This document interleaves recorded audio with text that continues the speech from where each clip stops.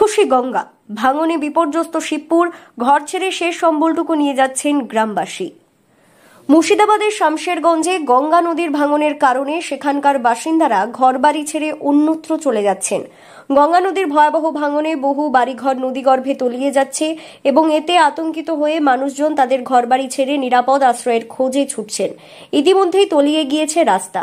এছাড়াও নদীগর্ভে তলিয়ে যাওয়ার আশঙ্কা প্রায় 10টি বাড়ি। তাই এখন ভিটে মাটি হারা হয়েছে প্রায় 10টি পরিবার নিয়ে কোথায় দাঁড়াবেন? নেই জায়গা, জমি। কান্না ভেজা গলায় চোখের জল মুছতে মুছতে উৎকণ্ঠার কথা বলছেন বন্দনা দাস। চোখের সামনে ভেসে যাচ্ছে তিলে তিলে গড়ে তোলা সংসার। আশ্রয় হারিয়ে ঠিকানা খুঁজছেন নয়ন মণ্ডল, বন্দনা দাসরা। ভাঙনের অভিশাপ, ভিটে মাটি, বসতবাড়ি হারানোর ভয় গ্রাস করেছে তাদের। চারিদিকে কান্না আর হাহাকার, ঘরবাড়ির ইট ভাঙার শব্দে শোকের ছবি শামশেরগঞ্জে। অনেক অসুবিধা, ভাঙচুর তো রাখার আছে। আপনারা কোথা থেকে এসেছেন? আমার বাবার বাড়ি। আপনার বাবার বাড়ি? এইটা আপনার কে? আমার বোন। আমার বাড়িতে আছে, সব এখন যাবে, বাড়ি ছেড়ে যাবে। এখন রাত করে তো থাকতে পারছে না বাড়িতে। কোথায় যাবে এখন? এখন যা কুটুম আছে, কুটুমের বাড়িতে থাকতে হবে। ছেলে পুলে তো এরকম বাড়িতে অবস্থা, বাড়িতে থাকতে পারবে না, সাহস করে কি করে থাকবে? ভাঙন কবলিত এলাকার বাসিন্দা নয়ন মণ্ডল তার দাবি, যে যেমন পেরেছে তাড়াহুড়ো করে ঘরের মালপত্র সরানোর চেষ্টা করেছেন। এখন অনেকে আবার ঘরের আসবাবপত্র রক্ষা করতেও পারবেন কিনা জানা নেই। সবটাই তলিয়ে যাচ্ছে ধীরে ধীরে নদীগর্ভে। আতঙ্কে দিশেহারা এলাকাবাসী। ভাঙন রোধের কাজ হলেও রাক্ষসী গঙ্গা সবকিছু গিলে খাচ্ছে বলেই দাবি ভাঙন কবলিত দুর্গতদের।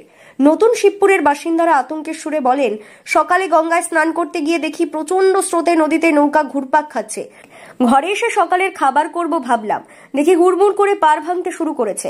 বাচ্চাদের কোনো মতে বাঁচালাম। কোনো রকমের জিনিসপত্র ঘর থেকে বাড়ি করতে শুরু করেছি। কোথায় থাকবো তার জানি না, তবে এখন সবকিছু হারিয়ে ফেলেছি। শ্বশুরের ভিটেমাটি গঙ্গা গর্ভে তলিয়ে যাওয়ার আশঙ্কা এখন ভাঙন কবলিত দুর্গতদের।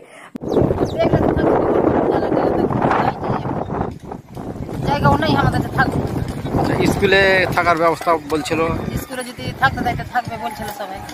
যদি থাকতে দিবে কি কে জানে, কোন করে বললো যে বলেছিলেন বিডিআর মানে কোন জায়গায় পুলিশ ছিল, ইসে থানা নাকি বলেছিল। আচ্ছা, আমরাকে ফোন টোন করবেন, স্কুলে হয়তো ব্যবস্থা করবেন। ফোন করেছিলেন? ফোন করেছে, করে নি বলতে পারবো না এখন। আচ্ছা, ভাই মেম্বার বলছে কি ছেলে পুলের তো পড়াশোনা নষ্ট হয়ে যাবে, তো আপনারা থাকেন। বিধায়ক আমিরুল ইসলাম জানিয়েছেন, ভাঙন কবলিত এলাকায় মাটির বস্তা ফেলে দ্রুত গতিতে কাজ চলছে। ফারাক্কা ব্যারেজ থেকে অতিরিক্ত জল ছাড়ার কারণেই ভাঙন সৃষ্টি হয়েছে। দেখি যে কিছুটা হলেও ভাঙনের যে প্রকোপ ছিল ব্যাপক হারে, সেটা কিন্তু কমেছে। কিছু কিছু জায়গা ক্রিটিক্যাল যে জায়গাগুলো ছিল, সেই জায়গাগুলোতে কিছুটা সমস্যা, ভাঙনের সমস্যা দেখা দিয়েছে। আমরা ইরিগেশন দপ্তরকে জানিয়েছি যে সেই ক্রিটিক্যাল জায়গাগুলোকে চিহ্নিত করে যাতে এখন থেকে ব্যবস্থা গ্রহণ করা হয়, এবং সেচ দপ্তর সেই মতো কাজও শুরু করেছে। মুর্শিদাবাদ থেকে তন্ময় মণ্ডলের রিপোর্ট, লোকাল 18 বাংলা।